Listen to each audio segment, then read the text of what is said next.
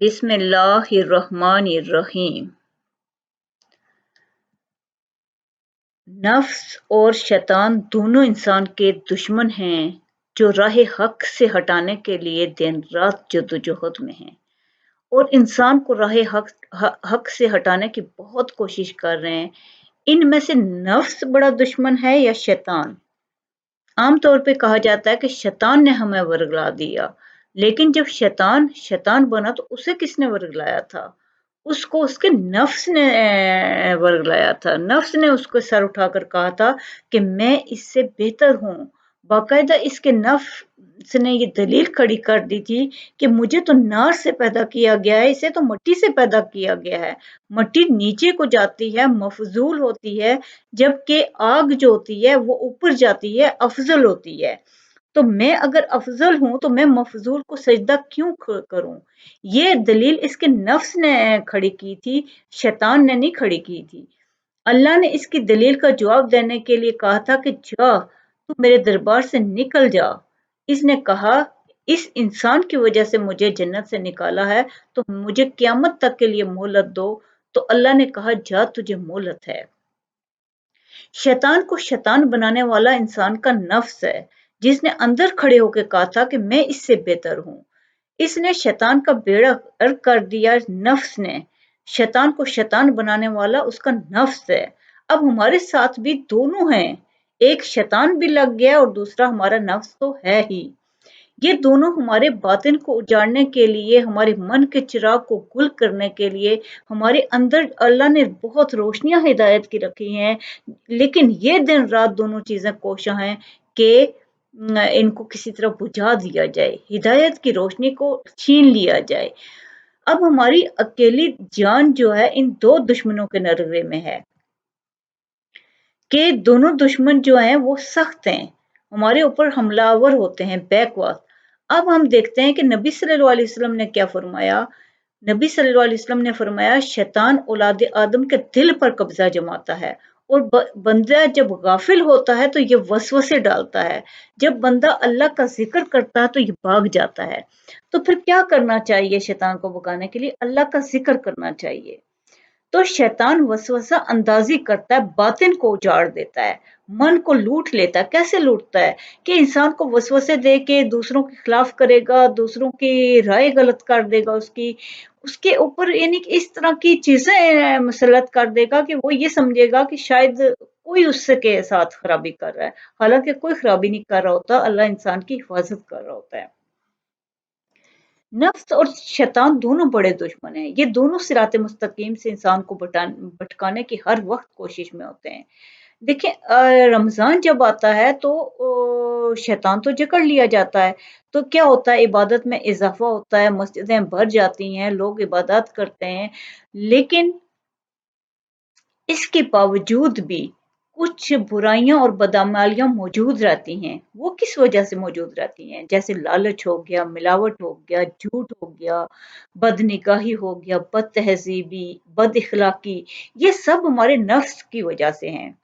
جو شیطان کی خرابی تھی وہ دور ہو گئی ہے، جو نفس کی خرابی ہوتی ہے وہ قائم رہتی ہے، اور یہ چیزیں لالچ، ہوس، یہ ساری چیزیں ہمارے نفس نے پیدا کی ہوتی ہیں۔ اب نیکی کا ماحول جب پیدا ہوتا ہے شیطان کے بن جانے کی وجہ سے، تو برائیاں اگر بدستور موجود ہیں تو دوسرا طریقہ کیا بتایا گیا ہے ماہ سیام میں؟ جو ایک دشمن بندہ تو صرف ایک دشمن ہے جس کو کنٹرول کرنے کا ہے، ہمیں نفس کو کنٹرول کرنا ہے۔ اس وقت ہمیں اپنے نفس سے پورا مقابلہ کرنا ہوتا ہے، اور یہ مقابلہ آسان نہیں ہوتا، کیونکہ جو دشمن ہے یہ اندر کا دشمن ہے، گھر کا بھیدی ہے، یہ سخت دشمن ہوتا ہے، اس کی چالیں بہت باریک ہوتی ہیں، یہ ہمیں بار بار تنگ کرے گا۔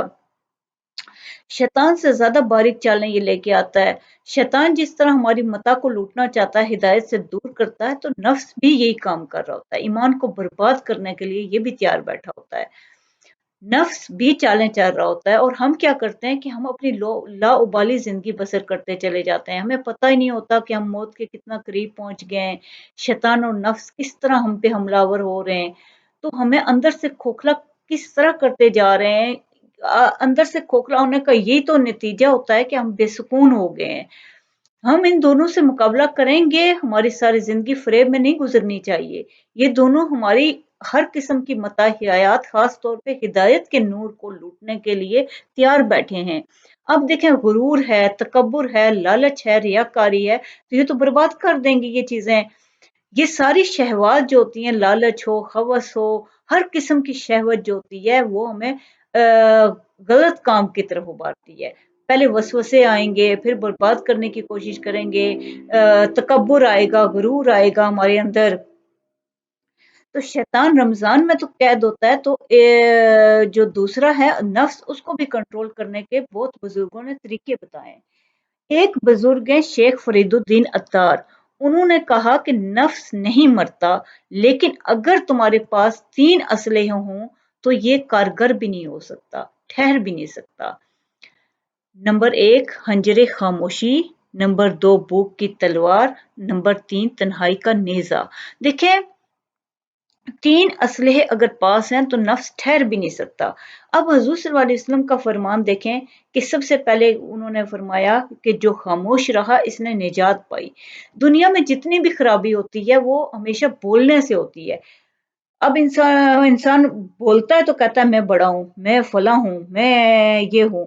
جب انسان خاموشی اختیار کر لیتا ہے تو وہ ان بہت سی چیزوں سے نکل جاتا ہے، تکبرات اور ان ساری جو بڑے الفاظ ہیں ان ساری چیزوں سے، اس کے علاوہ دوسروں کو جو برا بھلا کہنا، تانا دینا، اس طرح کی ساری بد اخلاقیوں سے بھی خاموشی نجات دلا دیتی ہے۔ ہماری بہت سی خرابیاں زبان کی وجہ سے ہوتے ہیں، باقی گناہ کی نسبت، اعضاء کی نسبت ہماری زبان جو ہے وہ زیادہ گناہ کرواتی ہے، اور خاموشی اسی کا علاج ہے۔ تو دوسرا انہوں نے کہا بھوک کی تلوار، بھوک کی وجہ سے بھی ہمارا نفس کمزور ہو جاتا ہے۔ اگر جو روزہ ہے، جس طرح روزے بہت سی خواہشات کو توڑ دیتے ہیں، نبی صلی اللہ علیہ وسلم نے روزے کو شہوات کا علاج بتایا۔ دیکھیں جب انسان روزہ رکھتا ہے تو اس کا جب بھوک ہوتی ہے اس کے اندر، تو پھر وہ کیا فیل کرتا ہے کہ اسے دوسروں سے ہمدردی پیدا ہوتی ہے، ان لوگوں سے جو بھوکے ہوتے ہیں۔ تو یہ چیزیں نفس کے کنٹرول کا بہترین طریقہ ہوتی ہیں کہ آپ کے دیکھیں ایک انسان روزہ رکھے گا تو کیا کرے گا؟ کیا وہ روزے میں بد اخلاقی سے پیش آئے گا کسی سے؟ کیا وہ برے طریقے اختیار کرے گا؟ لالچ، حسد، ہوس، یہ ساری چیزیں چھوٹ جائیں گی اس سے۔ تو تیسرا طریقہ بتایا گیا کہ تنہائی، تنہائی میں انسان بہت سے گناہوں سے بچ جاتا ہے۔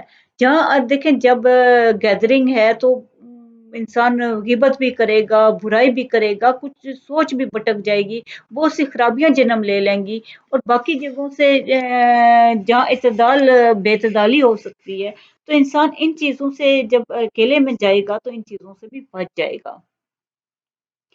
روزے سے نفس جو ہے وہ قابو میں ضرور ہوتا ہے، شیطان نفس سے حملہ آور ہوتا ہے۔ نفس کو قابو کر لیں وہ آپ کا ساتھی بن جائے گا۔ دیکھیں جو انبیاء کرام تھے اور جو ولی اللہ ہوتے ہیں، وہ ان کا کیوں شیطان کچھ نہیں بگاڑ سکتا؟